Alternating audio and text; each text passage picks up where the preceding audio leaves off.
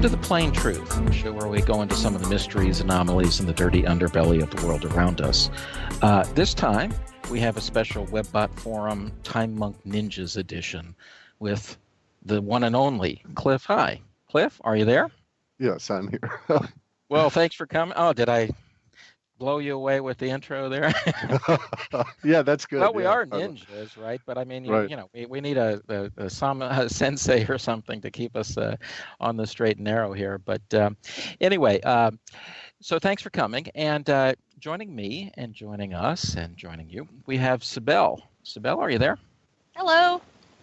Well, good. Thanks for joining. So, Clif, just to start with, what did you find most interesting in the the new data from the upcoming report? Oh, boy. That's really a tough one. Are you so jaded? You've seen it all now? No, it isn't. It isn't that. Uh-huh. It's not that so much as it's not the details within the data per se, but the stuff at the metadata level that's always changing, and I look for a level of consistency in it. So it's kind of like if the data were the actual pulse in your body, we would recognize that there was a heartbeat that was driving the pulse, and the changes in the pulse are what reflect the condition of the heart. And so by looking at the changes, the patterns, I see that the data is actually reflecting very larger changes that are not necessarily showing up in the detail stuff. So it's a bit of foreshadowing, if you will, within the data sets itself I find most intriguing at the moment. And so the foreshadowing would seem to be suggesting that if we want to look at it a couple of different ways, that there's a confluence of events that are going to really alter our perceptions at a humanity level throughout 2018. At another level, it looks like, oh, this was supposed to be planned, I think, and that it was also supposed to be conjunct some things that did not happen. So in other words, there's hints within the accrual patterns, the accretion patterns for the data itself, that the powers that be had actually had 2017 planned to unfold in a different way than it actually has, and that therefore there appears to be some scrambling on their part, some let's play catch up and try and get ahead of what's going on sort of a deal for 2018. So I don't think in the normal course of events, if the universe wasn't pushing on them and that sort of thing, then the powers that be would simply have moved their plans back a year. And so the events that they would have planned for 2017 really would tend to manifest in 2018, and then they would be back on track by 2019. But the way in which it's rolling out at the moment, it looks as though they're trying to interact with a moving mass that they're not able to control, and they're just trying to get ahead of it to try and make subtle changes to the direction that it's rolling. And it doesn't look like they're successful. It looks like they're actually getting into a rising state of panic, if you will, over how things are not going the way that they should be going. Well, maybe demons panic now and then. So, they're just getting kind of hysterical these days. But have a question about that changing perception. Are we talking about, let's say, how people view time is changing, or are we talking about that like everybody's getting a sunglasses from They Live? What's the perception changing? Probably somewhere in between the two. Okay, Mm-hmm. There's certainly all of this stuff about the quickening, if you will, of a number of events. Now, here's a part of our problem in this sense, that the vast majority of humanity walks around and just doesn't pay attention. And so stuff comes along and slaps them upside the head. We get the emotional reaction from that bleeds through into the data. And so there's certainly some of that. Okay, so and that's actually how the powers that be work, is that they can't move the herd on their own, standing out there and waving their arms. So they use things like, flashbang grenades and false flags and stuff to move the herd, and then they stand out there and sort of try and direct it a bit. And what they're getting into at the moment is they're in competition with universe, apparently also doing its own herd moving activity, if you will. So within the data sets that I'm working on right now, one of the big deals that's showing up with a lot of high intensity is in a rather mundane area. But nonetheless, it has again, a foreshadowing of prescience to it that is very, very much larger than it is manifesting at the moment. And that's going into this weird aspect of self-education. And so we have it's a strange sort of a little set that is dominating a lot of other sets. And I've had things like this appear in the past, and it's been very accurately prescient to large scale movements, including the context change that we had in 2004, I think it was 2004 and 5, when we had the marches of the Mexican undocumented people, right? And they came out of the closet, so to speak. And that was a big context change for the larger masses of the population of USA pop. We're getting that kind of thing now at a much more global level. And I understand why some of it is occurring. So, for instance, big hiccups at a social order within the US are going to reflect in the emotional tone that comes out of China, just because we do so much business together, and people over in China are going to be worried about their potential customer base not being able to pay or buy or this kind of thing. So the ripples are understandable. At the moment, what's a little odd is or intriguing, is the focus on basically self-directed education. And so it would seem a logical conclusion that there's going to be some need for this, some compelling emotional need that will be driving a lot of people talking about their individual efforts in self-education. And so in a sense, I think you could say at a mild level, it would be as a result of all these people waking up to the reality around them not being as they've been told, and therefore going out to educate themselves and see basically what they've been missing. Now, a corollary to that, though, brings us back to the question of what is it that does that? What is it that is large enough as a social mover that causes a large mass of people to decide that now's the time to get into self-education that will include woo-woo, cryptos, all of this kind of thing at a very serious level. And so I don't know what that thing is. I know that the data is saying that the beginnings of the push into that will be visible to us in the middle of this month in November, and it'll continue to grow. And as it grows, the mass of people ahead of it, so to speak, that are also out there running around trying to educate themselves as to basically what's going on, what's happening, also grows. So we could, for instance, put it down to current events in the sense of maybe it's the planned riots and civil war and Bolshevik takeover kind of thing that Antifa is planning starting today. I don't really see that because the data sets are not suggesting that that level of political action is in any way a causative factor for most of the people that are going to be involved in this self-education. In my way of thinking, it'd be much more appropriate to see that there was some kind of a rather unexpected impingement upon our consciousness of something that is going to be the driving forces, as opposed to the more or less known trajectory that the Antifa people would have us go down. Make sense? Yeah, are you thinking, I don't know how to put that. It's not exactly a spiritual awakening, but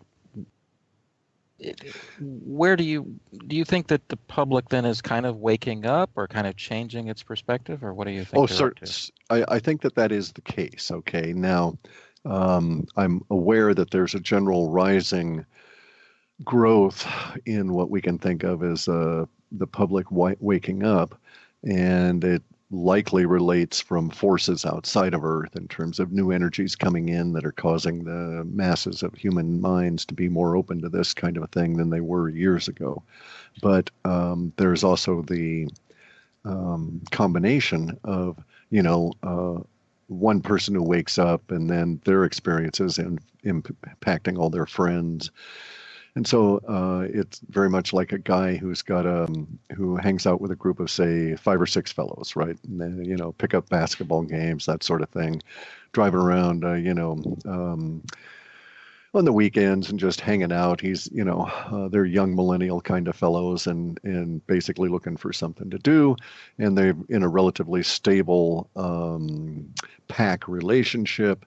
And then somebody in the pack, as a result of their own internal pressures, gets awakened and sort of falls out of the pack. And everybody within that group of 6 or 7 noticed this whatever the fellow went through. They all experience the outside of it as he does this, and then he's out of their group because of his own turmoil and so forth. And everybody's, well, that was odd. And just about the time that they're recognizing and sort of dealing with that, somebody else in the group also undergoes it. And so from the data's viewpoint, we're seeing it from the perspective of a guy in the group that is saying, okay, once that might have been, just a rare, unique event, but 2 of us out of 7, hey, something's going on. And, am I next kind of thing, right? And it's just the mere am I next thinking that is actually part of the process that you go through within this sort of thing. So, yes, there is a big awakening. I don't know what the explicit causes that we'll put down for this occurring are going to be, but it sure looks like by the middle of this month, everything's going to be in play and the data start building such that we're going to get some visibility out of it. And it's going to be odd. It's going to be quite odd. And in terms of our, those of us that are awake standing around watching it ripple through the society around us. And so there's a certain amount of chaos that comes with it too. I got a question with this awakening, though. Yeah. Is this awakening going to be concentrated on, let's say, the Western world, the English-speaking world, the whole world? I mean, like when I talk to Chinese people, all I see is, insane optimism of basically a materialistic sort, for example. Now, it's just my personal experience, but I'm just saying that. On the other hand, maybe all of the problems, the trials and tribulations that seem to be hitting the U.S. would make Americans wake up more. What is your read? What is your Yeah. read on this? From my emotional assessment, so to speak, out of our data sets, China is like USA in the late 50s, early 60s, okay? Before we got bogged down in Vietnam and all of that, there was a sense of optimism. It was the USA century, the American century. We were going to dominate, blah, blah, blah. So from my read on this, China is at that point where they understand now that the USA has fallen off. The young people in China understand that China rules the world and they're going to go on out and change this planet and very much at a materialistic level. So we're not talking for them, they're not going to be impacted by it as a big spiritual awakening. Sort of the same thing with Russia, slightly different emotional tones coming out of there because their struggle is a little bit harder. But no, so Russia and China, Indonesia, to a great extent, India, are not really involved in what's happening here. So that's why there's a tendency at the moment in the interpretation of the data to think that it's going to be very much a situation akin to Britain losing its empire, when that last generation realized that the last of the colonies was falling away and they had to reframe their image of who they were as a people, as a country, and as individuals within that. And there's a lot of that for the USA.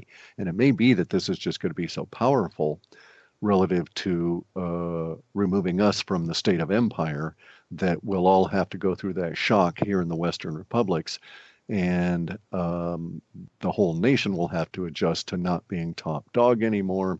And at the same time, we'll all have to recognize the long future road is very much of as an empire that's fading into the past. So it's a hard thing to grasp, right? Hard thing to internalize. For sure. A kind of related question is, in the past you've talked about temporal wonkiness. I guess you're seeing something to do with, I don't know if you want to call it instability with time or something, but what do you see with that? And is anything kind of interfering or changing the ability to read timelines for things like, let's say, cryptos? Yeah, it does. It does impact. It didn't exist until, let's say, the first real episodes that started to get into the data sets were maybe 2007 or so. I have to understand, in terms of my own process, that I'm looking at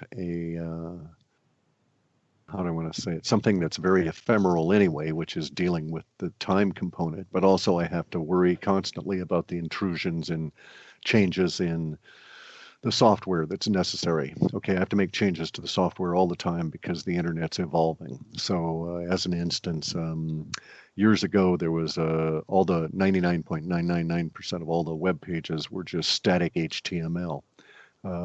Just would present a page and that was it. Over the course of these past 20 years, that's evolved to the point where most of the web pages we're dealing with now are heavily script based. And that's because they're doing interaction with people and so on. So the very nature of the underlying data sources has changed, and that intrudes on the process as well. However, that aside, and eliminating those issues, there is a definite discernible change in the accretion patterns and the accrual rates for various different kinds of data that had led me to the idea of a temporal wonkiness. Now, I personally am putting this down to the combined effects of CERN and whatever's coming out of Antarctica, whatever they're doing down there. And so and also there's got to be some level of intrusion occurring from the sun.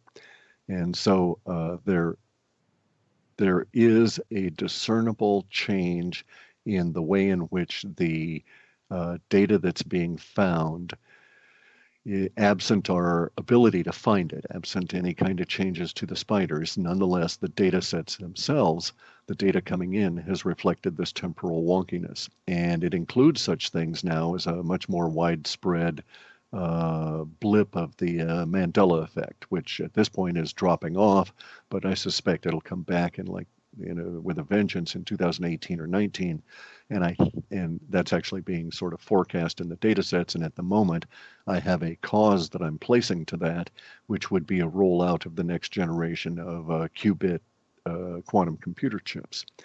And I'm putting that conjunction together. So I have the forecast that says that into 2018 through 2019, we're going to get into another rush of Mandela effect form of, psychosis, delusion, or reality that we've had in the past, only it'll be a larger cohort of people that will be involved with it. And then also conjunct with that, I have forecasts that show that the D-Wave computers, the other quantum computer manufacturers, are going to be rolling out their next generation of stuff about that same time. So I'm just making the assumption that one's going to lead to the other. But the wonkiness of it all is, as I say, is discernible in the data. I constantly, of course, have to be aware of the intrusions to my process that are made by even subtle changes in the data sets. And the programming that I have to get into can get quite complex these days. So as an instance, I used to just be able to suck down a web page and run it through scripts and just slice out all of the text and I'd be done. These days, for the spiders, they have to be much more sophisticated. They really used to be just the dumbest part of it all, and I could run them off of a bunch of Perl scripts. But that's no longer the case now because, as I say, almost all of the web pages we're encountering are JavaScript or script of some form, PHP or Python or one of these delivery mechanisms. So you go there to a web page and it's no longer the page itself. You have to allow the script to download, go through all the script checks and all of it stuff it does, and then within there is the page they're trying to present to us. So the level of processing in the spiders now is maybe, say, 1,000 times more complex than it was 20 years ago. And there's a lot of code in there, and the evolution of these new delivery mechanisms are making the spiders become more robust, demanding that they become more robust just to deliver the same level of data. Now, true, there are opportunities within the scripts that allow me to get some more data because of the way that they're laying it out, but it's usually at a metadata level of advertising and cross-links and this sort of thing, not actual language that is sliced up into and put in through the engine into the repository and then interpreted. But so we get a lot more metadata now, but it's at a cost and at a huge level of complexity within the spiders that didn't used to exist. And so this complexity gives me pause because every time I make even a subtle change in the code, there are ripples that I've got to anticipate, even if there's no apparent instant flaw in the change. Nonetheless, just because I made a change and now I'm able to get at certain different data, that alters the data flow itself, and I've got to be aware of that. Okay. Well, that sounds good. Hey, Sibel has a question. Sibel? Hey there. Hello. So, first of all, what you've been doing with the cryptos and how you've been able to narrow that down is astonishing. So, thank you for that. But we're getting into now with more forks with Bitcoin itself and miners and users choosing different things. Do you have an ability with the data to tell what different strains are going to come out on top, or which one lasts into the future? Or even if we end up with just the name Bitcoin, but it's not an actual Bitcoin, we're talking about something else. That's a real good question. We won't know until we get there, basically.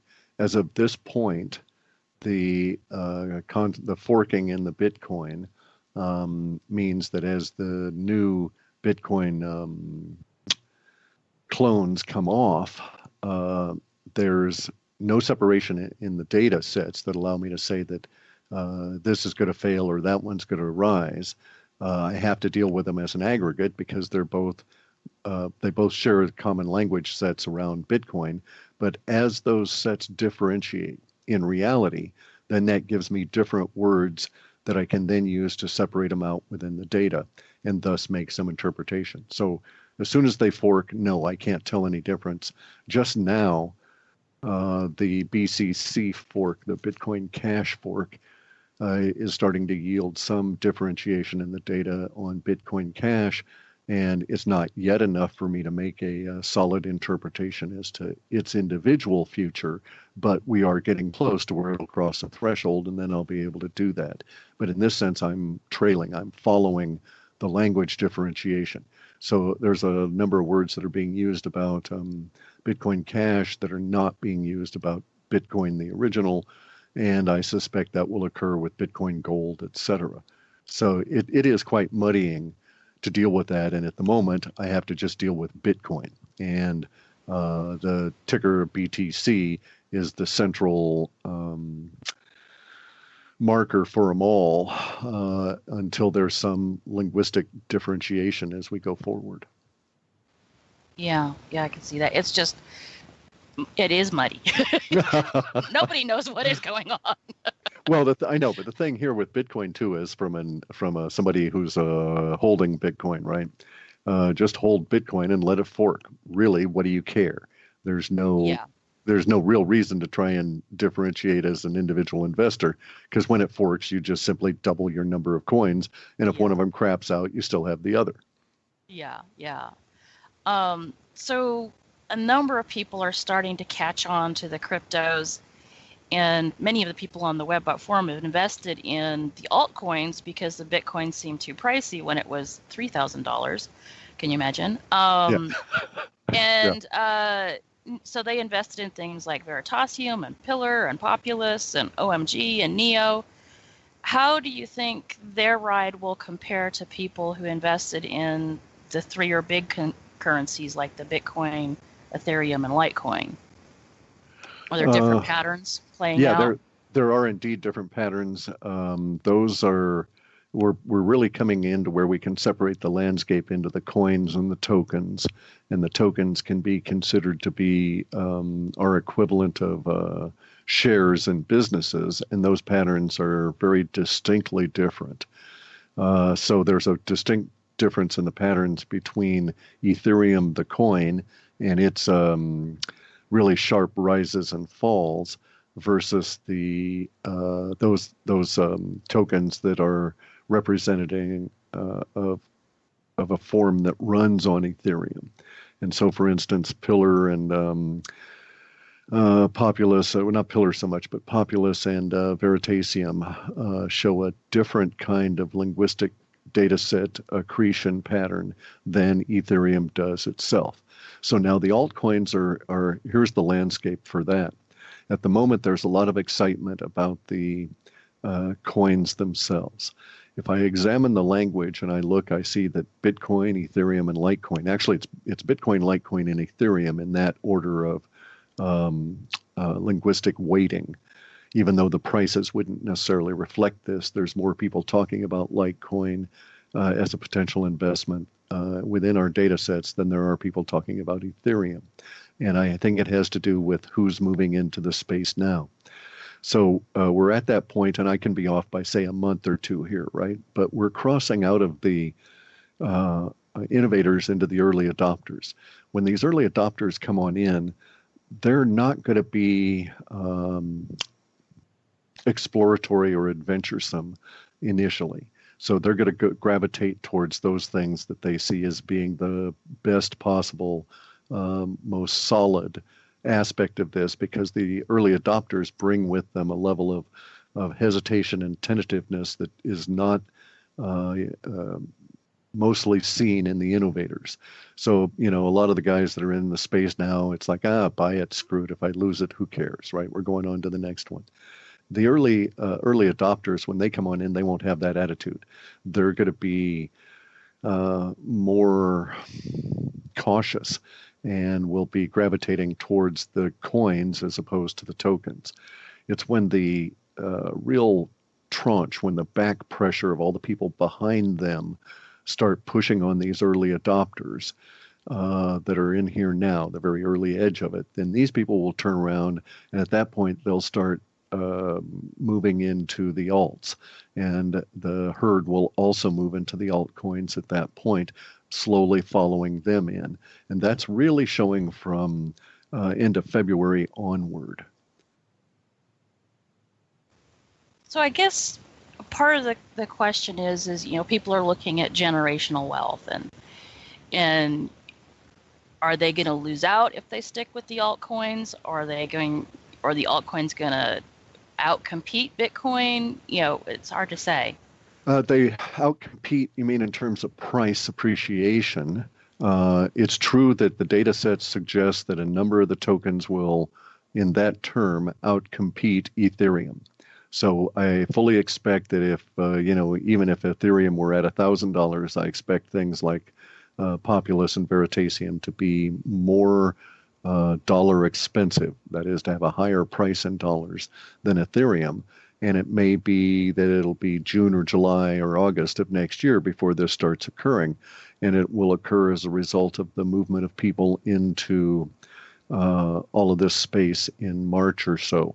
So now our problem, or not our problem, but the opportunity at the moment is that a lot of shit coins and bad investments will also go up just because of the fact that it's early adopters moving in mass, and they have to make all of their mistakes, and there's going to be a lot of those mistakes as we go in, and everything is just going to rise. And it's more a question of the boat's leaning on that side just because everybody's getting over there because there's so many people trying to get up the gangway, and it's just going to make all of them escalate. And at some point, we'll then start seeing them pop and fail. That might take years for all I know in terms of when the malinvestments will really show up. We can take some examples out of the 1920s.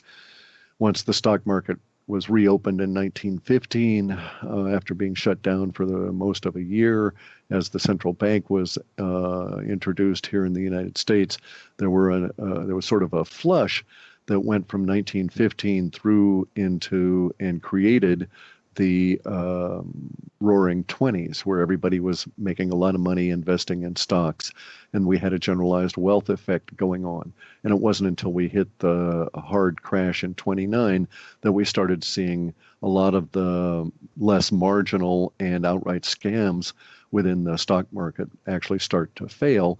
And then by the time we're into the 30s and late 30s, we're left with the real solid ones of today, the AT&T, the General Electric, et cetera. And we're going to go through something that could be described as being an echo of that. Oh. So for people who are just getting in and they're looking at Bitcoin, is there any good entry points coming up, or is it just going to keep going up? We never did. When I built the system, I was not aware of and didn't even think about the idea of shorting or being able to make money on the downside relative to stocks. And my understanding was very naive, and I never coded in any kind of mechanisms to look for drops in prices on existing offerings. And so I don't really have those unless they show up in a serendipitous fashion and I can tie it to it. So I knew that we were going to get a 40% drop in Bitcoin, and I knew that it would be around 6,800. I didn't, at the time, I suspected it would be after the 6,800, but it turned out in the way it manifested that the 40% drop was ahead of that, and it made us a nice solid floor. And from there, we're now progressing upward. So in terms of an entry point, I don't have anything in the data saying that we're going to have a very large pullback and you could take advantage of that and buy in at XYZ in this particular period. I know that we're going to get a weird effect around 10,000 that'll hit near the end of the year, and it'll drop after we get into the 10,000. How much, I can't say. I don't have any indications of that, but it'll also be extremely brief. And I don't know if we're talking hours or days. I don't think we're talking weeks, because by the time we're into the end of February, the data is showing that we're up about 13,800. So from end of December through to the end of February, we're going to gain about 3,000 or so dollars relative to its price expected to be about 10,000. There are going to be some drops in there, but it's going to be something of a piranha fest, right? It's going to be a buffet for piranha here, and so there's going to be a lot of frothing activity, and that frothing activity is what's coming through in our data sets much more so than what's going on with the things the piranha are eating. Hey, Cliff, I have a question here.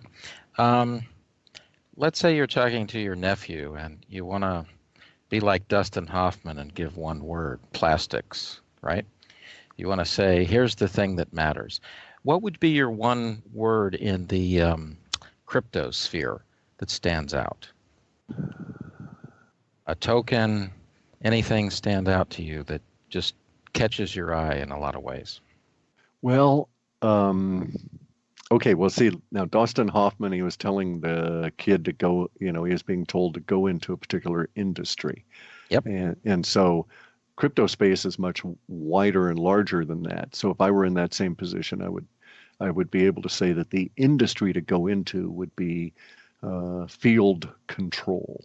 All right, 2 words, oh, right? Interesting. Okay. not plastics per se, but how to control and manipulate fields. That'll be the growing industry over the 2020s. And it's going to apply to a lot of things. So anti-gravity fields, mining fields, electrical distribution fields, and so on and so on. We're going to just take a different approach to all of this. And it's going to be rolling out in that period of time and will grow for decades and decades. Be very much like a plastics industry because it's going to form a basis for the society moving forward for a number of decades, if not perhaps a whole 100 years or something. But in terms of crypto space, no. The problem with that is that it's actually in this point of spreading out. So today, if we were to repeat the advice to the nephew today, we wouldn't say just plastics. We would say, plasticine materials science, or some subset of plastics, because the thing is differentiated so much. Make sense? Sure, if people have the vocabulary, But anyway, yeah, sure. Well, that's interesting with the field stuff, because then I remember years ago you were talking about field manipulation somewhere in some report. Most interesting topic. But why don't we get back to the cryptos, because we'll Sure. go endlessly on. Sibel, you want to get to the other question you had? Yeah. So Catherine Austin Fitz has a scenario where she says that cryptos are being pumped and dumped. Young people are being attracted into, chase ones and zeros. Meanwhile, the powers that be have stolen $21 trillion and are crashing the economy, and they're buying up productive assets on pennies on the dollar. So talk about that scenario. What do you think? Well, she's right insofar, she's correct insofar as her vision enables her to see. But she doesn't discuss, for instance, that the powers that be are deserting the existing system and moving into cryptos as fast as they can. That the number of bankers that are not around taking bonuses, that are in fact out doing crypto business, is just escalating quite rapidly. And major levels of middle management and upper middle management within the powers that be industries are getting out of those and moving into the crypto space. So if they're going to crash the system, she may be quite correct that they're crashing it either deliberately or inadvertently with their thefts. And so the question then becomes, where will you be if that system crashes? Well, I would suggest that if you're in cryptos, you're in a functioning system, albeit nascent and self-defining still, but it's a functioning system, and we don't have anything else as a functioning alternative. Gold and silver is certainly not going to do it. In spite of all of the feelings of the gold bugs and the emotion involved, a lot of those emotionally packed words have been applied to cryptos and are, insofar as our data sets are concerning, are taking away the emotional energy that used to be concentrated solely into gold and silver. And gold and silver won't work as a substitute for the existing system. So I think she's sort of correct. She was correct about the slow burn and about how the system would be crumbled and how it's being looted. And they are buying up productive assets to some extent, but the level of inflation of the existing system is such that they can't buy enough solid goods. They can't chase solid goods with all of that money, without the system crashing, because of the hyperinflation, but also because there's not enough solid goods to suck up all of the money. So let's look at something at a very macro level. Much beyond the accounting aspect of it. We're just going to look at the very largest component of it. Let's say that we have $100 trillion in actual floating wealth, so to speak, at the moment. And then let's say that we have on top of that $5 or $6 quadrillion in derivatives. Those could all disappear, the quadrillions of derivatives could all disappear, and the net result would be global starvation and mass death and all of this.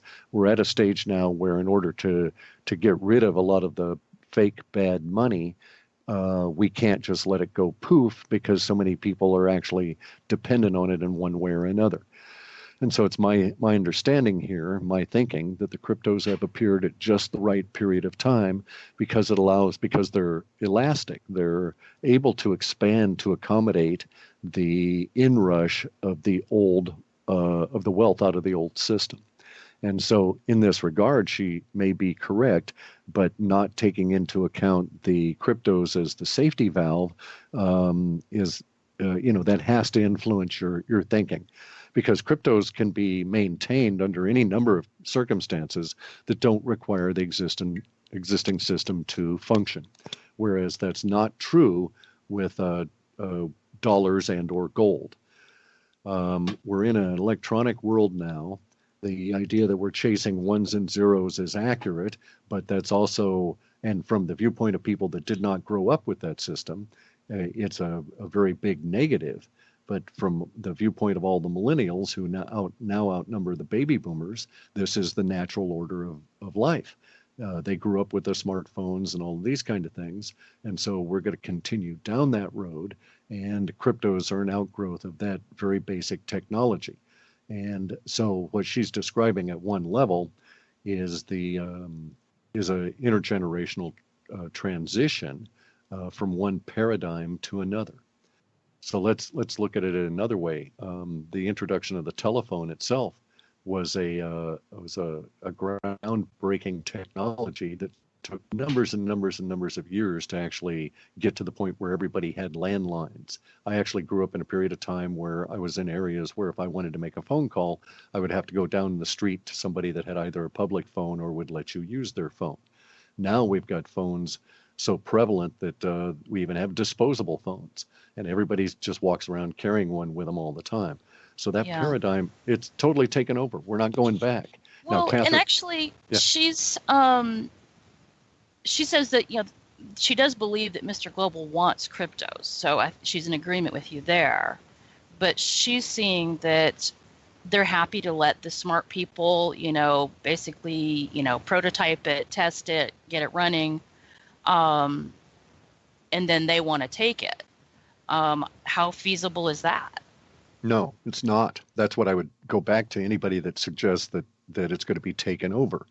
The mechanisms for that you would have to describe, and we'd have to say, how could that be done? How can you corral millions of grains of sand? There's no giant buckets in crypto land that allow you to do anything in terms of control. If they were to attempt to control it or manage it or take it over, the only way it can be done is through a wreck-it or dead man's approach. So anything they attempt to do to control cryptos basically is going to have to shade all the way up to killing it, and they don't really want that.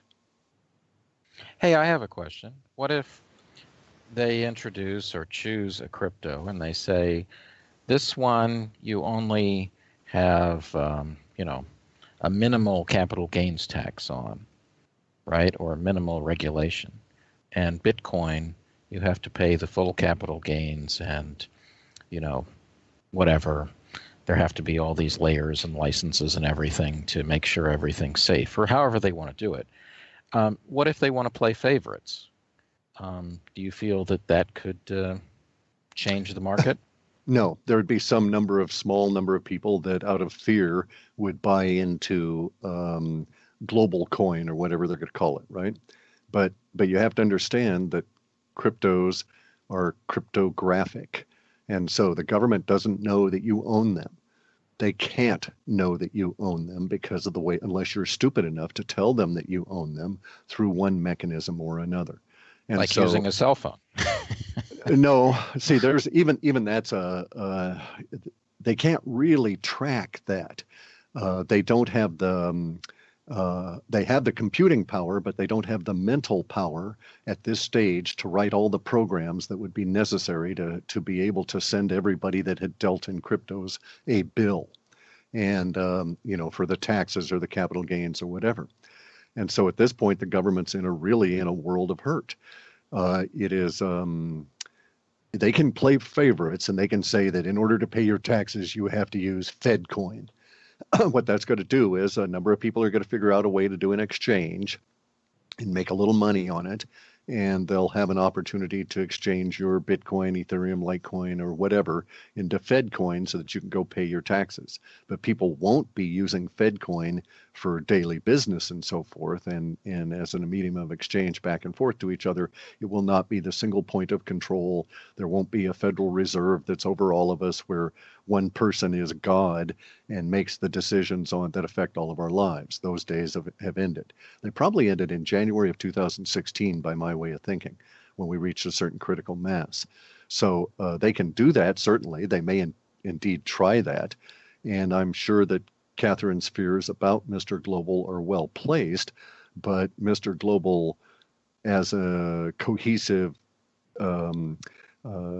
organization or representation is a misnomer. It's not that way. Yes, Catherine's experiences have given her this viewpoint. She's run up against the deep state, and it was monolithic and against her. But at the same time, the deep state itself is fracturing. It's breaking up all over. There's a whole lot of influences that are occurring now, and the cryptocurrencies are but symptomatic of that, but they're also participating in that. Every person that leaves the bank to go off on their own crypto venture not only adds to the amount of energy involved in cryptos, but takes away significant energy from Mr. Global. And we're already, in my opinion, running into some of the more blatant effects of that. And we're seeing, as I say, in my opinion, we're seeing far less chemtrail spraying in the Pacific Northwest and have over this past summer. And it is my opinion that part of that is due to what's going on with the cryptos and the dollar and all of this. Well, that's certainly possible. I mean, all I can say is, to me, at the moment, cryptos are not really used in transactions very much at all, right? And so once... No, wrong. Once they are. In your experience, where are you located? Tokyo, okay. And in Tokyo, the cryptos are not viewed the same way they are over here. I go into my local cannabis emporium, and I see people using cryptos constantly every time I'm there, buying or selling or using them. So, it just depends on where you're at. Well, okay, but let me get to the point, though. The huge push in cryptos, I think, so far has been for the future. It's right. I mean, that's what we're betting on. Most people betting on price, and then some betting on corporate usage, essentially. But the point I'm trying to make, though, with this is if you said to people, this is, Litecoin is going to have a 5% tax, and you can take your chances with Bitcoin, I think a lot of people want the safety of playing by the rules. And, they, if nothing else, they could manipulate the system quite a bit. There's a lot of manipulation of this stuff going on, even now. I doubt that the scenario you're painting there would be effective for them. They may attempt it, but I doubt that it would be effective, because that actually, to the decentralized and distributed mindset that is involved in cryptos, then that's a real clear indicator. And so the thing to do would be to concentrate on Bitcoin, because if it's going to because basically the powers that be would be saying, well, we can't really track Bitcoin, so we're going to try and penalize it, but we can track you with Litecoin, so it'll be less of an onerous problem for us to tax you on this. And see, so the mindset is different. The people they're dealing with at the level of the cryptocurrencies are not old farts like myself and Catherine. They're a new generation of people that is truly global and don't see any real problem in disrespecting Mr. Global's push one way or another. There's not a lot of concern in the cryptocurrency area within the U.S. About the taxation and how they're going to handle this with the IRS and all of that. And nowadays, with all the stuff that's going on within government, even expressed as we see it today, let alone what's going to be happening in March or April of next year, that's going to be less of a problem. We're not dealing with a cohesive Mr. Global anymore. We're dealing with a deep state that's in the throes of some kind of exercise, either existential questioning or existential battles. And those are apparent, and that has contributed to a great degree to the symptoms that we're seeing throughout the social order. And there's a certain amount of wonkiness. It's kind of like, okay, so you're right there. It's 1789. There's just been an episode where 500 factory workers threw their sabots, their wooden shoes, into the mechanisms of the first industrial revolution factories being set up in France, and they caused it to crash. And at that stage, everybody's out of work. You're wandering along the roads. There's riots and all of this. Your concern is bread. It's not particularly being worried about what you're going to have to pay in terms of tribute to the local lord, because you see that he's in his castle and people are standing around on the outside throwing rocks and spears and stuff at him. And we're very much in that state right now. So the idea to paint the planet with the view and the paradigm that existed even as recent as last year is inappropriate, in my opinion. Let's just look at a practical reality. Where was Bitcoin at the beginning of this year? It was $1,000. Now we're at 7,000. That's hyperinflation. That's hyperinflation to the same level that we saw in the first hyperinflation that hit Germany in 1919. And at that level, the German government was basically destroyed as that hyperinflation rolled out. And by the time it got around to 23, what had been left of the German government, it wasn't a big collective anyway, was pretty much on its knees. Well, certainly, but, cynics or skeptics are going to argue that this is more like the dot-com period, not the 1920s. But that's another point. But let me get to something I wanted to add. I heard you mention something about Amazon registering some domains and all that, and that they're likely to accept Bitcoin. But back to my point earlier, I went to Amazon due to data warehousing issues years ago. And even back then, this was way before they bought the Washington Post and everything. Let's just put it this way. You could smell Langley from a mile away. How's that?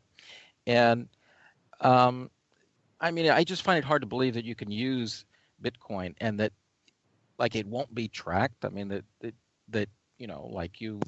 IRS won't notice that you're buying stuff on Amazon. Really? Is that what you think?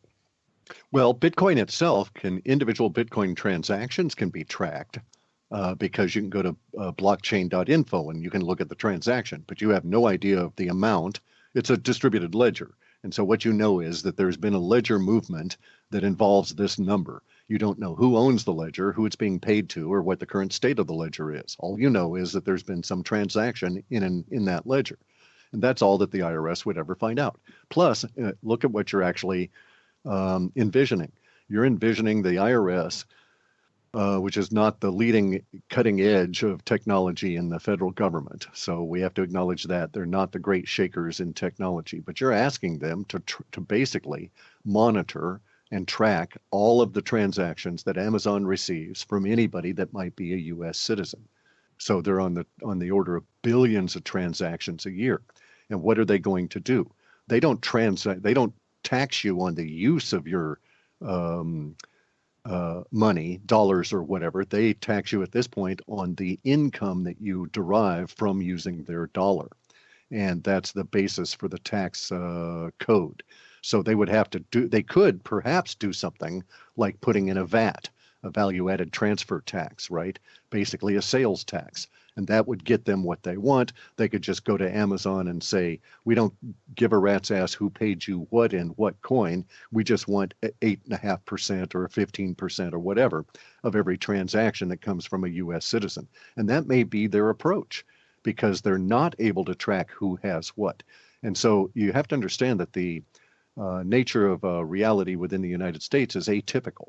So we have a largely tax-paying population here, and in some countries, tax rates, even modern countries like France, they've done a huge push in the last few years to get people to pay taxes, and their government estimates that maybe 17% of the population actually pays income tax. And so their system is to work off of a VAT and try and capture it at the transaction level, because they're basically going to have to give up, as France does, on trying to track it at an income level. And I think that would be the only way that government could effectively try and tax any of the new business in the new industries, would be at the sales tax or transaction level. And we've actually had stuff in the data for that for a number of years relative to the precious metals, where the government wouldn't be able, so government doesn't know if you own silver or not. They may be able to track that you purchase some silver from an individual vendor, because that vendor kicks over the records of who actually bought the silver from them. But they wouldn't know what you'd done with the silver. Well, no, I melted it down and used it for fishing weights, and I've lost most of it. And, or I made my own bearings out of it, and damn, they didn't work very well. They're all smeared all over my car axle now. And so, so they don't know what you're doing with the silver. They just know that you purchased it. And now they don't have that option with cryptocurrencies. They can't go to any central repository anywhere and see that you're buying or selling cryptocurrencies. They can go and try and hassle Coinbase, and they can try and hassle these other exchanges to kick off data. But now there's a move around that with the outgrowth of distributed exchanges. And so a distributed exchange is that I sit here and I write some software that allows peer-to-peer exchanges of value through the cryptocurrencies, and then I release that software out onto the internet. I don't own it, I don't control it, I don't get a revenue stream off of it or anything. People just use that software to trade back and forth, and it doesn't bother, the software itself doesn't bother to keep any records of who did what with whom. And even then, all it's getting is a series of hash codes, not any kind of an address or any of this. So cryptography really truly is liberating the populace just at the basis of a functional, pragmatic kind of a thing. So for instance, your idea that IRS or some taxing authority is a big bugaboo. In most countries, it is not. Japan, for instance, also has a big issue with people deciding to pay or not pay taxes. And there's a whole large gray market within Japan of people that are doing business at a level that doesn't involve payment in any trackable currencies. And it's that way around the globe. And various countries estimate it at various levels. But if you just looked at the planet as a whole, probably 80% of all transactions between people on the planet are not in a form that is trackable by any government. And this is because we're looking at places like in Africa, where the government's so weak it doesn't even bother, compared to the United States, where it's trying to track everything, and even now is failing. IRS is got the shit kicked out of them with the damage to Puerto Rico. They employed a very large section of the Puerto Rican population doing business for them and handling transactions. Those are all gone.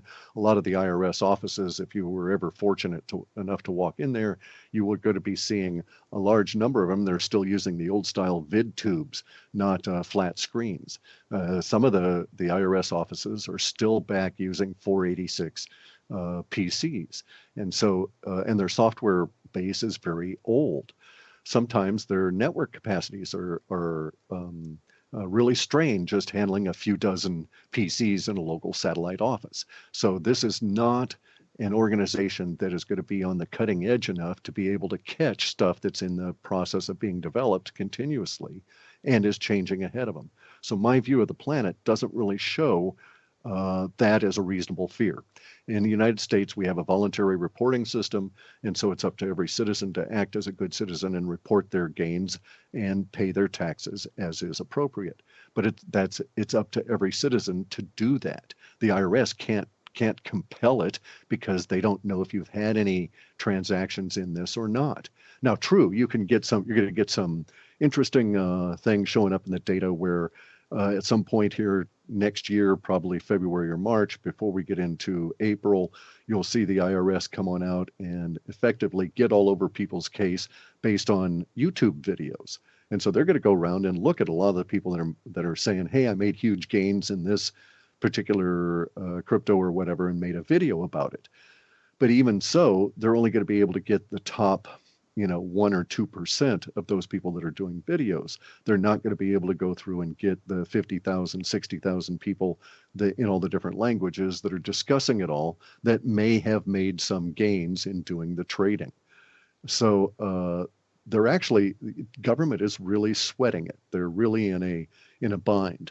Most of government, in my opinion, is unaware of the crisis that they're facing at that fundamental financial level, because most of government simply shows up as a person that shows up every day, does a compartmentalized job, and goes home and doesn't give any thought to themselves in the grander scheme or mechanism of things. Sibel, you want to go for it? Yeah. So just kind of follow up to that.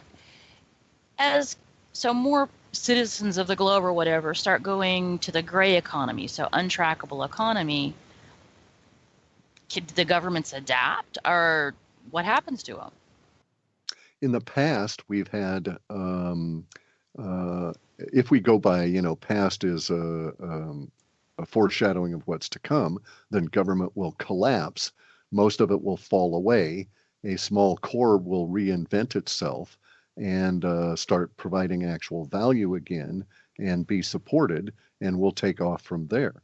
But in terms of Mr. Global, the giant global crushing machine, being able to adapt, that's not their forte, right? They exist by control and tightly managing things, so they don't have to adapt continuously. And they're always following. Bear in mind, we say the word leader, but none of these politicians are in fact leaders. They're always trying to react what's going on in the body politic, which is always moving further, faster, and so on. And now it's even worse with the constant communications and the speed at which we can communicate, and now the cryptographic communications that are going along with the cryptos themselves.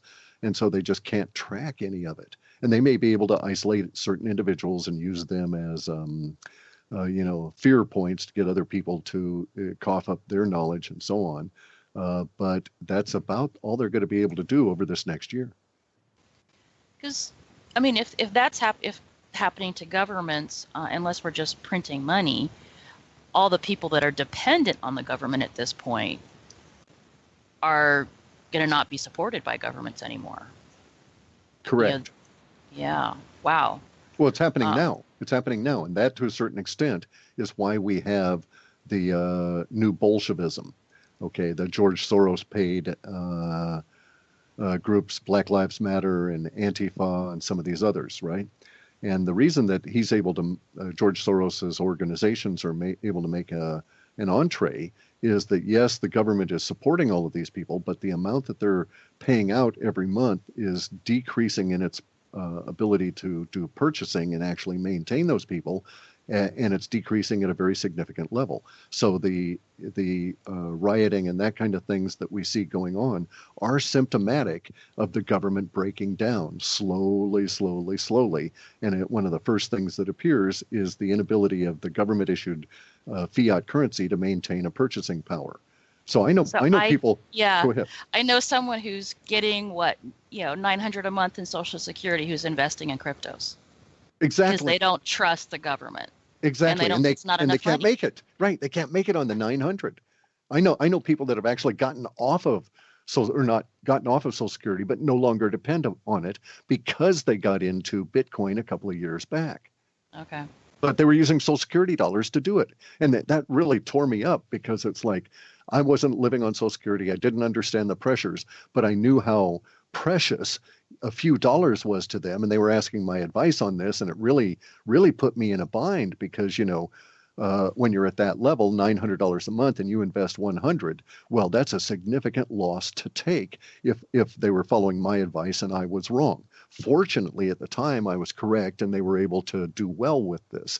But I had a many sleepless nights, and I tell them, this is what the data says, but damned if I know it'll actually play out that way, if we're interpreting it correctly, or so on. But you're quite correct.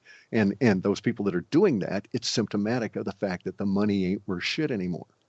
Yeah. So, Clif, do you feel like your legacy is introducing people to cryptos? Never worried about that. I don't have time for that. That's for I'll think about that when I'm dead. Okay. So then we're talking about early adopters and innovators in terms of individuals. What about in terms of companies? Like, is Amazon going to be an early adopter or innovator, or which countries? Yeah, see, there's the rub. Those terms are actually not applied to individuals. The early adopter or the innovator, early adopter, and mainstream acceptance, that's all applied to large cohorts because it comes from the idea of how technology spreads through, or even ideas spreads through big masses. And so, yeah, we're going to see companies, but in terms of innovator, overstock. So I think Amazon is an early adopter, right? And that's actually a huge sign that Amazon's getting into it. They can smell. Somebody there is an innovator. Somebody sitting in an office at up here in Seattle can smell the movement of the mass herd into cryptos, and they're an innovator personally. They're probably already personally involved in cryptocurrencies, and for their company, they're up there every single meeting saying, "We got to do something. We got to do something. You people just don't know. We got to do something. Things are shifting." And pretty soon, or at some point, they're listened to, and so the whole organization starts to shift. And so Amazon doing this is a testament to the strength of those innovators that are in that particular meeting, hammering constantly all the time about this. But they're, as a company, they're going to be right at the forefront of the early adopters. And so we won't look at Amazon as being an innovator. That would have been overstock, because innovators take a lot of risk, and the innovators usually crap out. All right, look at the innovators into the automobile industry.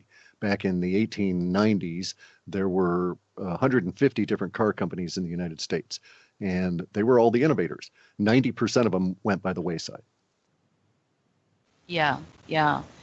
So, because at some point we need to get to where our transactions, every day, we're paying our electric bill, or we're buying groceries or paying for gas, because that's when it's really here.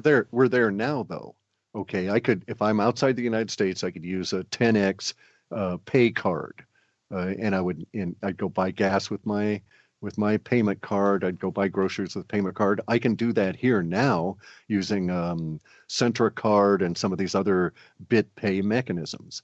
And so, for instance, I'm using those kind of transactions if I were to buy on Overstock. Pretty soon I'll be able to do it on Amazon. But right this minute, I can still do it through a plastic credit card. So it's happening. It's just not to everybody yet. And that's how we know we're in the innovator class, because there's still that question: will it happen? Will it not? How soon? And so on. I actually think it's happening, and it can't not happen. And some of the signs I'm seeing, so pretty soon I expect there might be a dozen or more people offering a plastic payment card. We won't call them a credit card. It'll be something similar to a prepaid debit card that will draw down on your cryptos. And I know of two right at the moment that I could actually use in this country, and I could purchase today should I would be so inclined. Okay. Yeah. Do you have any heads up on any good crypto debit cards? Well, curiously, the worst possible choice we could make is turning out to be sort of decent, and that's Centra Card. That was Sam Sharma. I did that interview with him, and basically, chewed him up one side and down the other, and pointed out all of his failings. And that company has got their shit together. So I've been in communication with their chief compliance officer. I've been doing some checking on some of the new recent hires they've done. Their security guy is really top notch, all of this sort of thing. Good. And so I feel solid about Centra, and I'll probably acquire one of their cards here in a little while, should I decide I want to start spending out of cryptos. Okay. Doesn't Coinbase have a card? It's different, though, okay, because Coinbase is an exchange. They want you to keep your coins on their exchange for their own purposes, and they're offering, and all the other exchanges are going to offer a payment vehicle for that. Centra is not an exchange. They're truly a prepaid payment card. They're not trying to be in the exchange business as well as in the payment system business. At this Okay. stage, that's something I look at, is how ambitious are they and how much can they bring online and get right before they move on to the next thing. Okay. And I guess I had another question of, so we had in the past, the huge hack to like Mount Gox. No, that was not a hack. Okay. Okay, what happened with Mount Gox was that it was a place where people traded cards for these online role-playing game. And it was like Magic, the game online is how it gets its exchange, and that's how it gets its name. And what Mount Gox had done was to start trading in Bitcoin very early, but they were totally unregulated. And so they developed an internal market for Bitcoins. So they would buy 2 Bitcoins for every 10 that were being traded on their platform, because most people were not taking the Bitcoin off of the platform, and they did Okay. everything they could to keep you from doing that. So it was not hacked. It was not a question of theft. It was the asshole managers of it didn't have a large enough Bitcoin pool, and when people started withdrawing their Bitcoin, it all crashed, very much like a Ponzi scheme. Okay. So, but there is still a question of what are the means that people can be hacked? Is there any of that in the data on what to watch out for? Sure. Okay, so here's your points of vulnerability. It's not within the data sets. It's just from my experience of doing all this stuff for all these years. But your points of vulnerability are wherever you keep the cryptos. So if you're keeping your cryptocurrencies in the hands of an exchange, then it's very much like having your gold stored over it at somebody else's place. And if that place gets robbed, your gold gets robbed. They may do their best to keep it from being robbed, but nonetheless, you've lost it. So there's another approach to it, which is to keep your cryptos on wallets on your PC.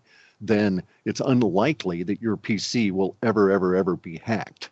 Now, you could be phished out of this is really the big danger at the moment, is phishing, where someone has a mock-up of a wallet, they come on in and they capture enough information to make you think that you're actually talking through using an application that's legit. You use that application, they take your user ID, password, etc., and they've phished it away from you, and then they go and get your coins that way. So it's your inattention and stuff. So they're not really coming in and snooping around in your PC and hacking on it and stealing your coins that way. Bear in mind that even if you have a NSA backdoor in your Windows PC, they don't know where your wallet is on the PC. They would have to find the wallet. They can't crack the hash. They don't know how much is in the wallet, and they wouldn't know how your backup system is. They wouldn't know your password or any of this. So the idea that your individual wallet can be cracked or hacked on your PC is something of a point of misdirection, because it's extremely hard to do that for basically no net gain. So the real hackers and crackers, they're going to the giant honeypots, which are the exchanges, or they're figuring out phishing schemes, or they're like Bit Petite. Okay, so Bit Petite was something that crashed the other day. It existed for maybe 2 months, 3 months. It was a website. It seemed legitimate. They took in over $1 million in crypto investment, and then they simply disappeared. And so that's a big risk, is the fraud, is theft through deception, as opposed through what we think of as like hard cracking, where someone comes on in and has to do a lot of computing to break open your PC and that kind of stuff. There's really, if you go into the dark web or any of the Tor-based browser sites and just look at the forums, that's what the discussion is all about. It's about all the different phishing attempts and the attempts to crack exchanges, not anybody trying to prepare crackbots to work on individual PCs, just because the amount of effort involved for the amount of gain and the amount of risk just doesn't pay off. Interesting. Hey, Cliff, I have a slightly different question. What do you see as the future of the web bots, or really even maybe that kind of technology in general? That technology in general is really growing. My particular one is really screwed, okay? That's nice to hear. Well, it's because the future for my my particular is approach, Igor still in Oh yeah, hiding? No, just oh yeah, kidding. he's still working his ass off with the Okay. servers, and we've actually got a server issue coming up, so I won't be able to release the report on the 11th. I won't be able to do it until Oh, the 12th. hey, Cliff, I thought you were going to say you won't be able to release Igor. No, no, no, You got no. him chained down. No, no, no, no. Oh no, that'd be the last thing. You wouldn't. He'd be gnawing and chewing and stuff. No, Okay, okay, good. no, no. So my system is sort of doomed because of this structure that I began with. So I need to do a major rewrite if I'm to continue much probably beyond 2019. There's just my estimate at the moment. And what happens is this. There is the complexity that we're running into now where the spiders have to be much more complex than they were 20 years ago. So the amount of code in there is maybe up 1,000-fold, just dealing with all of the different kinds of scripts and delivery systems and so on. And everything is fracturing and splitting up, and so I have to have a lot of different kinds of spiders based on the various different kinds of scripts that they're likely to encounter. None of this was necessary 20 years ago when it was all HTML and it was easy to get at. So there is that. I'm running into the complexity issue of the delivery mechanisms that are impacting on the ability to suck up the data. So it's taking longer each time to get through the data. Plus, there's a lot more of the data to get at. All you bastards are out there chatting all the time and creating all kinds of stuff I've got to go through and to source through. So it's a good and a bad thing. It's nice to have all the data, but it increases the amount of workload. Then there's this third aspect of it, which is my model of model space. And that model of model space is used to isolate my own words from the data stream so I don't get into a circuitous loop. Now, it's actually grown to, it's about 1.5 times the size of any interpreted data set now. So it used to be that MOM was a very small thing. It was maybe 2 to 4% of the amount of data I was working with. But now the MOM is about 1.5 times the size of the data sets I'm working, just to keep track of everything I've said in the past that may come back and get us into these loops. Now, it's not a real problem conceptually because, mostly the population of China, for instance, hasn't heard of me. So they're not going to be reflecting back my own words. Within the crypto community space, that's not true, and I have to be very careful to isolate all my stuff out of there. So there's these issues. But what really affects me relative to this is the growth rate of MOM relative to the processing power and to the size of the data. So, and the fact that I'm running in batch mode. So I'm not even continuous processing. I have to run things in batches, go out, do all the data gathering, and then do the processing, and then do the interpretation systematically, as opposed to just merely my workflow. And so I can see myself at a position where it would take 60 days to do the processing, sweeping processing and interpretation on some data that by that point would be 30 days out of date. And so I'm creeping up against my own immediacy values in terms of details. And so at some point I'll reach a threshold where it'll take me longer to process and do the interpretation than the time period that the interpretation would be for. And I suspect that'll happen sometime in early 2019. Now, around that, I've come up with a very interesting wrinkle on MOM.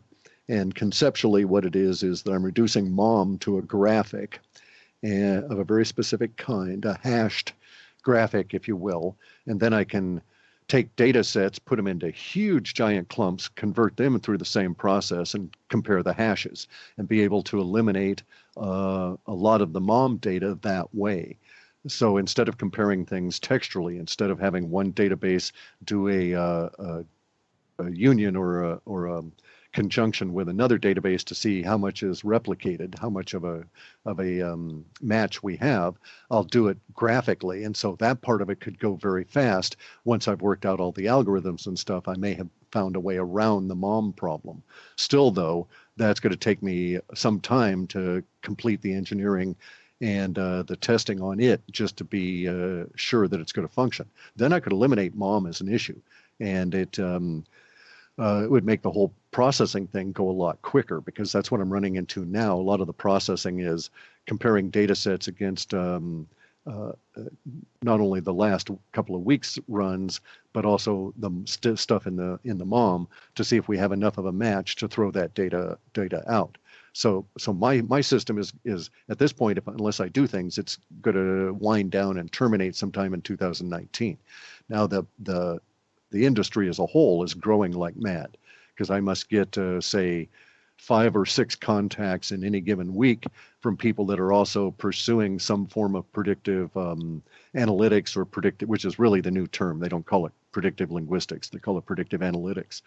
But I get about 5 or 6 contacts a week from people that are in this work, building their own systems or working for companies that are doing it at one level or another. Some of these things are even departments within companies I would not have suspected would be inclined to go into this field. So a lot of people are moving into it. So in that sense, it's like, oh, well, this is kind of cool. Then I won't have to do this work. Someone else will take it over, not a problem. So what kind of reports do you expect to do in the next, whatever, year or two? Just cryptos, or what about the Alta reports? What about something replacing Alta? Yeah, see, that's the thing that really annoys me, because there's all kinds of cool Alta sort of data, but it's difficult to fold in a lot of the woo-woo stuff within the cryptos. At this point, I'm just focusing on cryptos because of the amount of emotional energy that's in it now, and the fact that it'll be growing over the next few years and dominating the rest of this decade. And so I just want to stick with that. But it really does annoy me to not be able to get into some of the other more intriguing aspects that used to be in the Alta reports. And as of this stage, I had to drop those entirely because of the suspect component. So I have to always be suspicious of the data sets being polluted by the blue chicken folks. The blue chicken cult really caused me problems, but it may be that it was at that point the universe wanted me to swap over to cryptos anyway, because I'm having a bigger effect there. And I have to say that it's manifesting out within the crypto space in a very nice way so far, in the sense that I've been able to be careful. And so far, we're getting a mostly extremely positive response of people moving into crypto space, being, even if they weren't an individual innovator, they were astute enough to make the right choices and, get themselves, their family out of debt, buy a new house, all of this kind of thing, based on the when that they got in, not necessarily their particular acumen. And I find this very valuable. The reason I find this very valuable is because of 2 things. This is the first time in history where we're going to have great wealth be created without a great crime necessary to set it off. And this is also the first time in history where there's a potential for people that are at the that are not in the powerful connected elite to make the move. So in crypto space, what I find very interesting is that Catherine may be correct, right? She may say Mr. Global wants cryptocurrencies because they wanted digital currencies. Now, a lot of the people are going to be afraid of digital currencies because they think Mr. Global can go and turn off your digital currencies if you piss him off. That's not true with cryptos. He won't be able to do that. And so Catherine's understanding of cryptos in terms of Mr. Global's use of them may not be accurate. But what I do know is that Mr. Global is out there. His intent was that he was going to shift over all of his people, all the people that are dependent on Mr. Global, and do his bidding and keep Mr. Global in power. That top layer of management people were going to be the first to move. They were going to be the new supporting base within cryptocurrencies as Mr. Global shifted over. And that's not happening due in part to people like myself that are getting out there and getting an entirely different group of personalities involved. And so Mr. Global now finds that his top-notch elite are coming in and crapping out, because a lot of us are in there ahead of it, and the paradigm is not is actually decentralized. And because it is decentralized and distributed, we're taking over, and it's not a top-down control kind of a mechanism the way that Mr. Global had anticipated. Well, for sure. I would point out that the situation for most people today is such that they can be shut down. Right? Your money in banks Yeah. I mean, Yeah. everything can be more or less credit cards. All these things can be shut down. But see, you understand that. You understand the fear, though. The point is that this automation, like driverless cars, and the list goes on and on. Automatic payment systems. It all seems like we don't have the leverage we need. Now, cryptos currently offer basically the final say goes to us, and that's what I like. But anyway. It'd be hard to see it changing either. A centralized mined crypto like the Lynette Zhang fear, uncertainty, and doubt that she was promulgating about the SDR coming around and everything being digitized on their platform and tied to these SDRs and stuff is a bunch of horseshit. And it is so because she doesn't understand the technology. And if they did that, say that all of the G20 got together and they anointed some company and they said, okay, Boeing or Lockheed or General Electric or somebody, you guys are going to run our crypto and we're going to put it out there and we're going to tie it to the SDR. And now instantly everything on the planet is digitized and is represented by our cryptos. And so you can't sell your house for anything but our cryptos and stuff. It's like, I'll sell my house for whatever I want and give the guy possession. I don't have to go through your system. Just because you say it's attached to your crypto does not in any way actually make it so. And that's where we get into the voluntary participation of all of this, right? Because as you say, it's the final say is up to us. If I decide I'm going to take Bitcoin to sell my house, in spite of the fact that it's not the official Mr. Global sanctioned coin, that's consequences of that decision are on me. But at the same time, it shows you how weak their diktat that we should all use the SDR token really is. Yes, although I think when it comes to big items, the registration and all that essentially kills it. I mean, you do need to register the house and no, sorry. No, you don't need to register a house in the United States. No, listen what happened. In the 1930s, the county governments were so strapped for employees that they would have you come on in with a deed, and that deed might be put on their records 15 years after it was first put in there. And it might have sold a half a dozen times. That's why we had the situation at the end of the 40s where you'd have to buy a house, and that's where title insurance came from.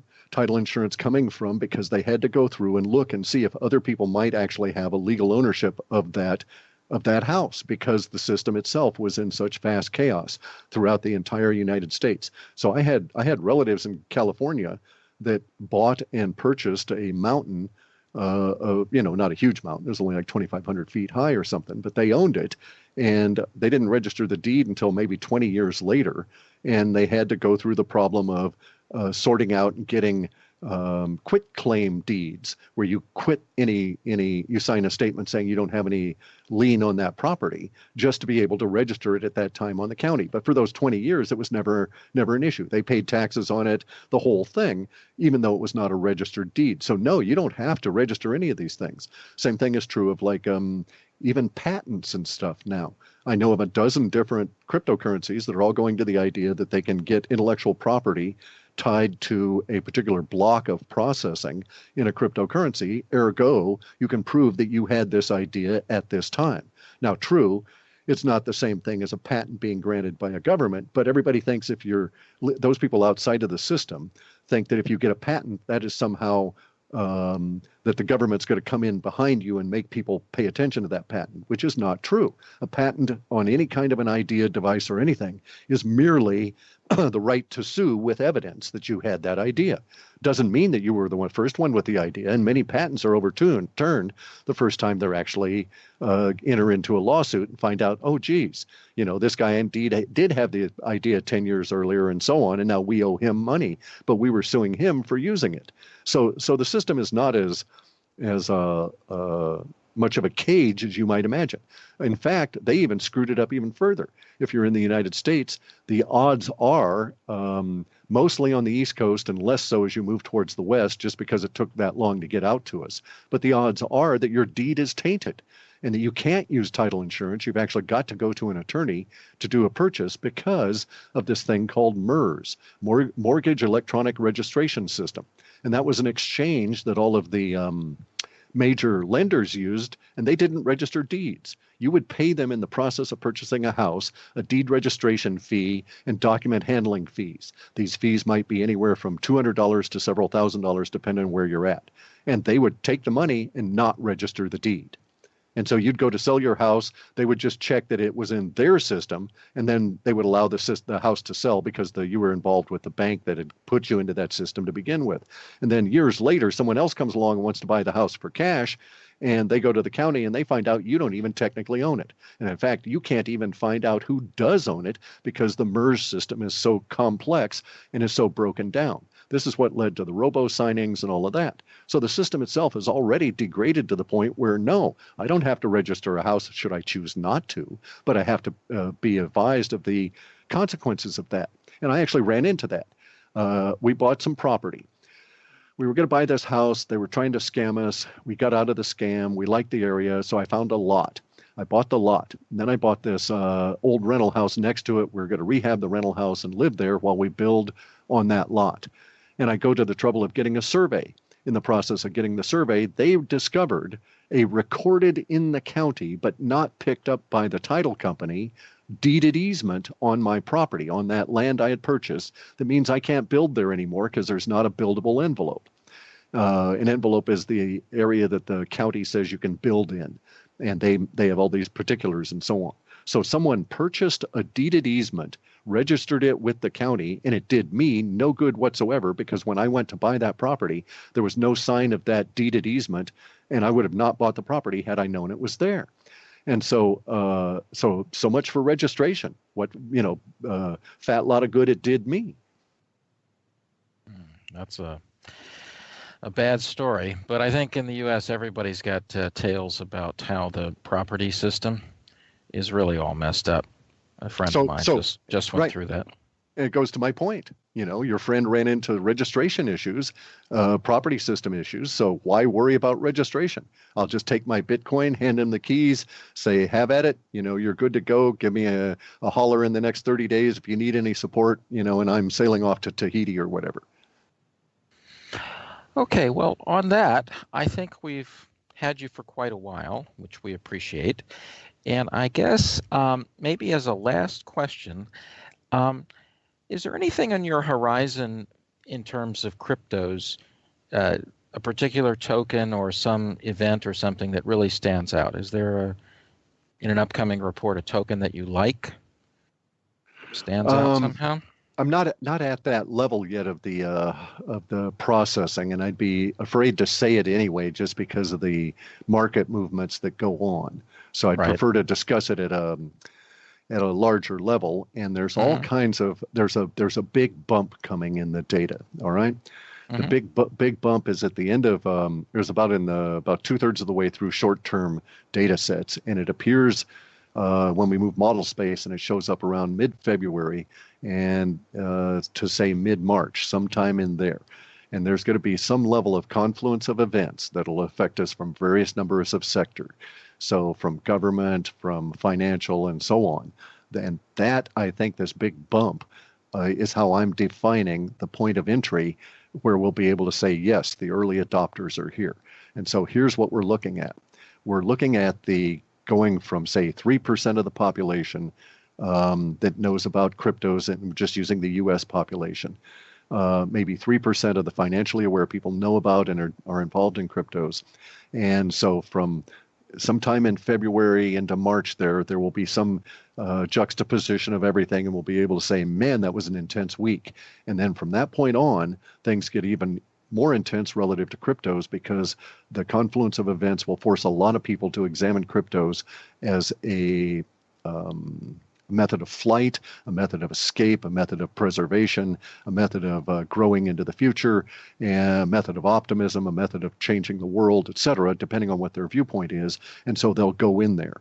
go into crypto space. So something occurs relative to the national emotional mood within the United States that gives me a great deal of optimism, and that something will occur sometime in February to March, and the visible symptoms of that will follow it in the form of the results of it will be more and more people every day moving into cryptocurrencies. So, for instance, in the last 2 months, Coinbase has put 100,000 people into their exchange.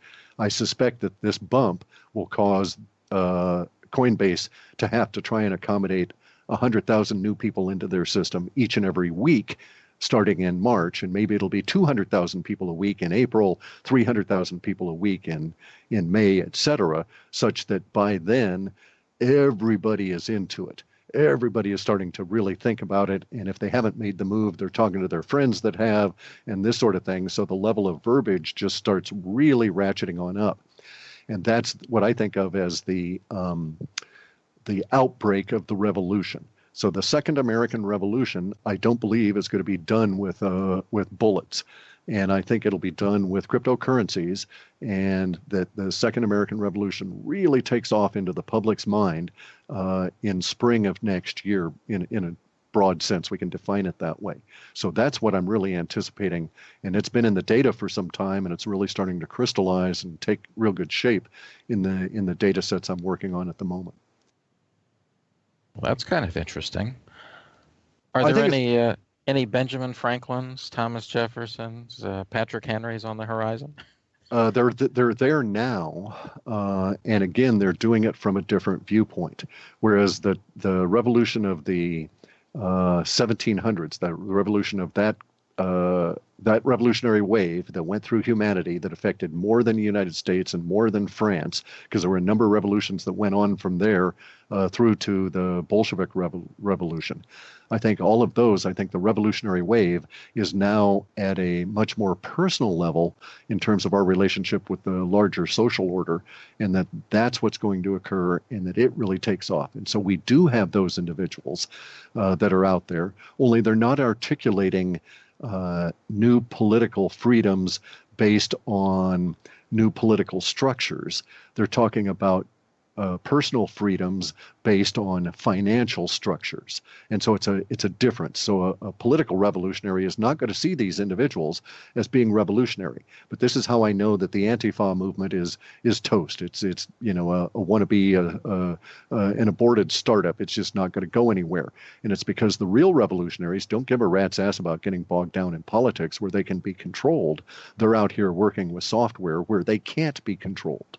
And so I know of some of these individuals, and you can find them yourself in these huge, long discussions that go on Slack and GitHub and so on, as people are attempting to redefine their personal approach to freedom. And they do so by saying, this software allows me to not care about XYZ anymore because I can go around it, or I don't even have to involve myself with it. So a lot of people, for instance, in religious levels are saying, cryptocurrencies are the mark of the beast, but boy, it sure is nice that we could use this cryptocurrency to register our child's birth and not get involved in the state system. You see what I'm saying? They're looking at it that way. They don't really understand. They see that particular aspect of the freedom, disregard the rest of it, but it's also moving them in that direction. And so that's really where it's coming from. A lot of my impetus on messing about in the cryptos has less to do with the financial aspect than the social radicalization and change aspect. You're not a Jacobin, are you? No.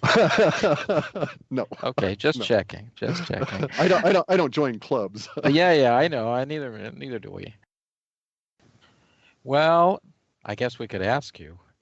You still think there's a good chance of an earthquake off the coast there, Pacific Northwest? Yes, there is. The issue, of course, is always the intensity or the value of the thing, right? Mm-hmm. And so there are people in the woo-woo community that are saying that, and have been for some time, that the deep state, including the UFO guys or UFO reverse engineering fellows, are doing things at a planet-wide level to I don't. The supposition is their intent is to make it easier on us. Okay, but in other words, they're doing things to release the energy in the fault so it won't rupture as much. That sort of thing.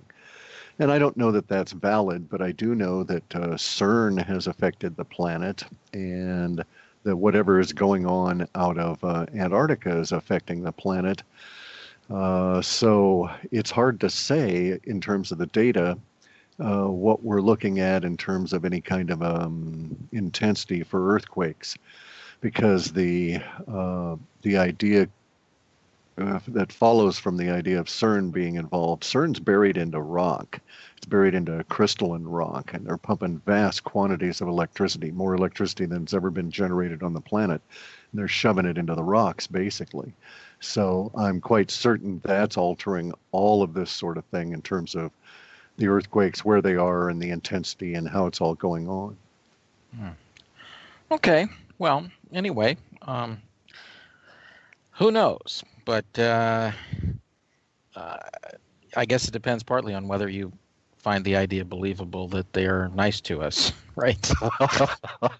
Okay. Well, you've been generous with your time, so why don't we, folks? Why don't we call it a wrap? Thank you so much, Cliff. Sure. We appreciate it, and we'll have this up soon. And Sibel, thanks again. And that's it, folks. Till next time. Bye. Thank you.